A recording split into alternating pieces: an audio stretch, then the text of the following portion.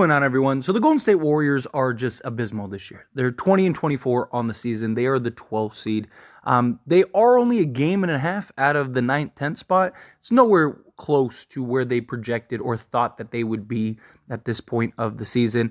And guys just aren't the guys that they once were, right? It really does appear that the dynasty is over. It's really unfortunate because, what Steph, Klay, and Draymond were able to do was just absolutely remarkable. But these guys are only getting older, right? Klay Thompson's 33 years old. This year, he's still averaging on the surface, right? Like if you just looked into his stats, you're like, oh man, he's averaging just under 18 points, 3.5 rebounds, 2.4 assists. But if you've watched him play, he is so hot and cold at times. He's nowhere near the guy he once was. I still believe he could be very valuable in the right position. And with the right team, especially with his experience and pedigree, that championship DNA. But he's shooting 42% from the field this season. He is shooting 38.5% from three-point range, which, the guy is a career nearly 42% three-point shooter, so that's down for him. But a lot of teams could really use a 38% three-point shooter. And as I mentioned, he's given you 17.6 points, which again is down when he's a guy that's, for his career, has averaged around 20 points per game. Even the last basically 7 years, he's averaged around 22 a game. So again, production's been down, everything in that regard. He's not the defensive player he once was. He's kind of just more regulated to just being a spot-up three-point shooter.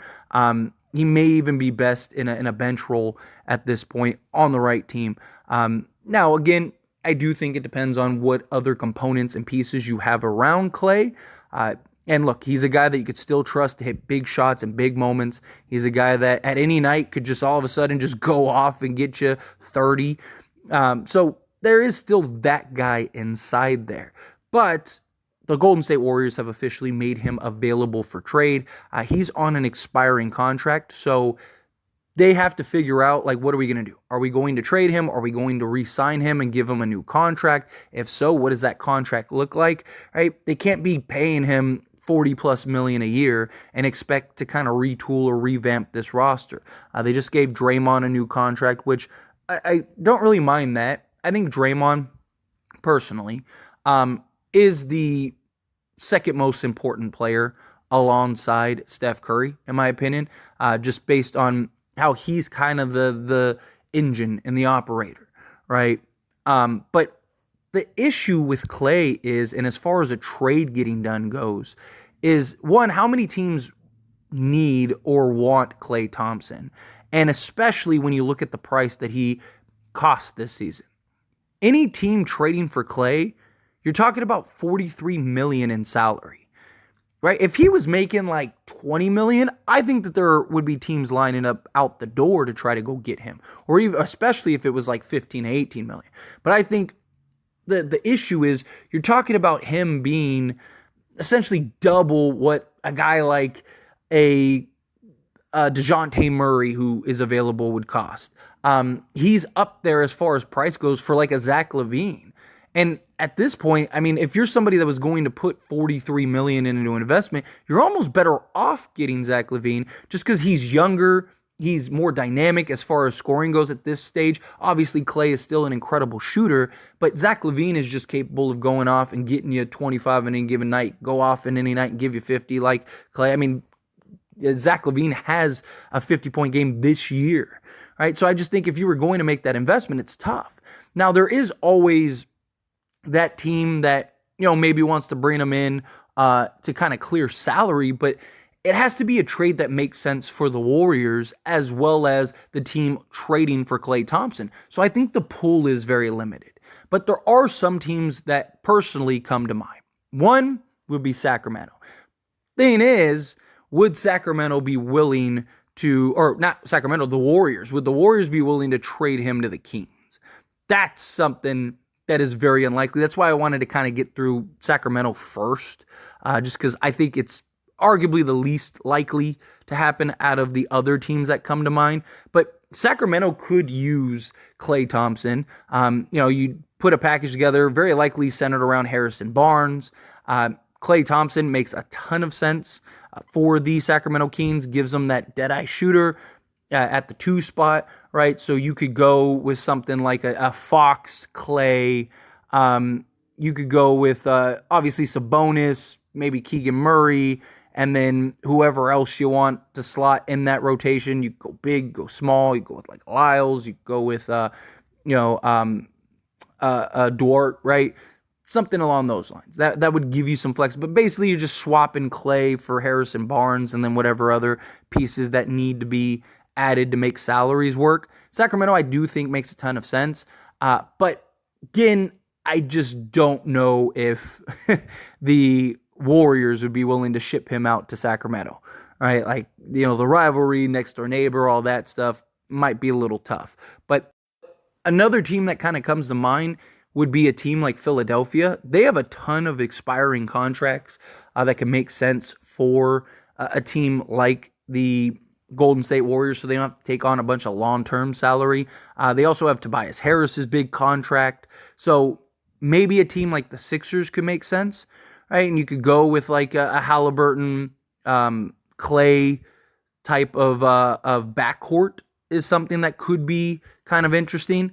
Give you just another sharpshooter, play alongside Maxey, play alongside Embiid. Also give you some championship DNA and pedigree, right? If we're being honest, Joel Embiid, as great of a player as he is known to just completely vanish in the playoffs and in the postseason.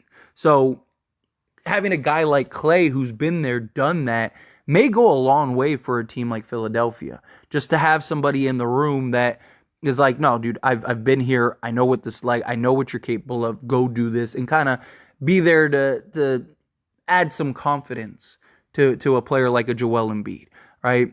A Tyrese Maxey can learn from like a Klay Thompson.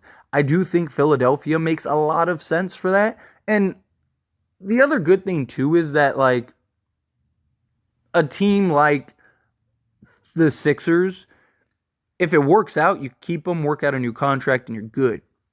Doesn't work out, it depends on the picks and stuff that you'd give up for Klay Thompson. But if you don't have to give up a ton for Klay, then it could be one of those things where it's like, okay, if it doesn't work out, we just let him go, let him walk, let him wash, and there it is, right? So I do like the idea of the Sixers. They may be up there as like my favorite team for him. But lastly is the Knicks. They need to do something with Evan Fournier's contract. The problem would be for the Knicks is like getting to his such a large salary. And like, what would it take for, like, what would they have to give up to go get Klay Thompson? But, slotting him alongside for just the shooting purposes, alongside a OG Anunoby, Jalen Brunson, right? So you could take something like, Evan Fournier, maybe throw in like a Mitchell Robinson, and then whatever other salary fillers. Because the big issue, you definitely would give up like a Quentin Grimes as well.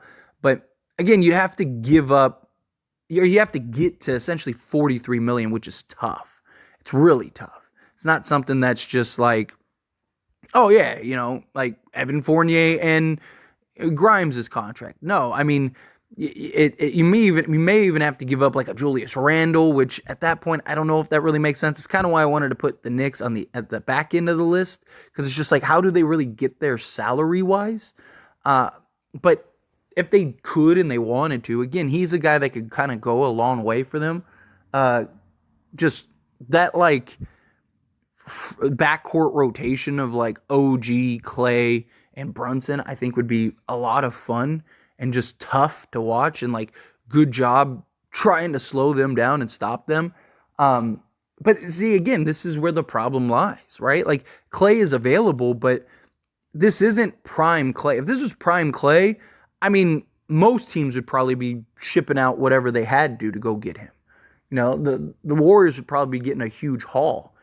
But this version of Klay, how many teams are looking at him and going, yeah, let's sell the farm to go get him, right? So to me, I feel like there's only like maybe 3 or 4 teams that really could use Klay Thompson. Like other teams that that come to mind would be like maybe a team like the Thunder, just to kind of, again, bring in like that championship DNA, that championship pedigree for such a young team, such a young roster.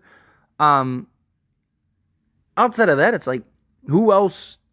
The Pelicans maybe, but does Klay Thompson really make them better? And that's where this dilemma lies. It's like, what team actually would be better, like lock down that much better with Klay as opposed to the pieces that they already have? Right? I definitely think Klay is a needle mover in the right position. I just don't think he's like the completely take you over the hump guy anymore. And so I think it's just limited in that market. I mean, there's teams that would love to take him as an expiring contract, right? Yeah, especially if the Warriors were willing to include some stuff, but that doesn't make sense for the Warriors, right? They might as well, they're just bad. Like, they might as well just go and let the contract expire at that point, or try to see if you can get them on a reasonable deal, or work out a sign and trade in the offseason or something, right? I mean, unless you get some pieces that do make sense, right?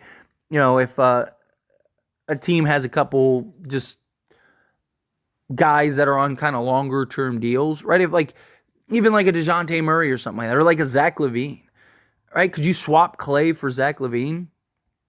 Right? Again, at least Zach LaVine is a little more dynamic. He's younger, to be explosive. They both have injury concerns and issues, right? And Chicago kind of gets off of the Zach LaVine contract and salary. They can kind of see what it looks like with Klay. If it works, then they go. So Chicago could be another team that I didn't really add. Maybe I'll make a dedicated video about that. But anyway, as always, this is a discussion, so I pass the question on to you. Let me know your thoughts and opinions down in the comments below. What do you think? How do you feel? Do you agree that, like, yeah, it's tough? Like, who are you going to end up trading him to? Like, what team is going to actually value him in a way?